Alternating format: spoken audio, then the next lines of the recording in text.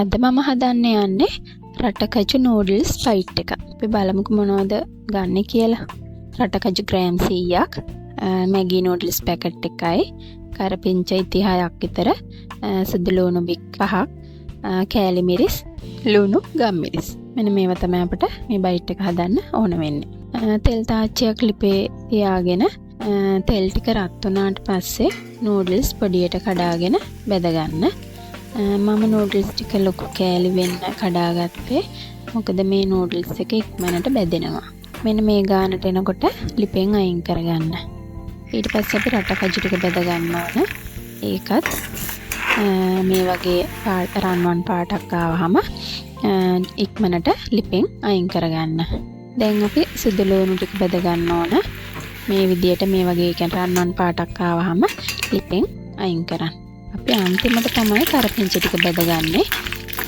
ඒක වැඩි වෙලා තියාගන්නේ තෙලට දාලා ඉක්මනින් අරගන්න. කරපිංචා කියන්නේ ටක් ගාලා බෙදෙනවනේ. අපි අර කොළ පාටට තියාගන්න ඕන ඒක. ඊට පස්සේ අපි බෙදගත්ත නූඩල්ස් ටික මේ විදියට අතින් පොඩි කරගන්න ඕන. මම ලොකුවට කෑලි කඩලා ගත්ත නිසා අතින් පොඩි කරගත්තා. පොඩියටම දැන් මෙටි හැට්ටියක් අඩුම ගින්දරේ තියාගන්න ඕන. ඒකට අපි තෙල් මේස හැන්දක් විතර දාලා රත් වෙනකොට කෑලි මිරිස් තේ හැඳි 4ක් දාලා ටිකක් තෙලේ බෙද ගන්න.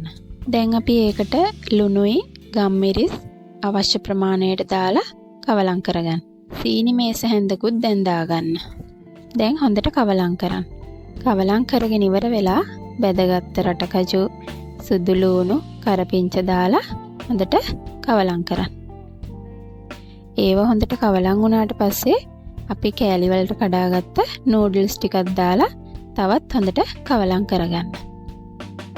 මෙන්න මේ වගේ. දැන් අපි රටකජු නූඩල්ස් බයිට් එක හදාගෙන ඉවරයි.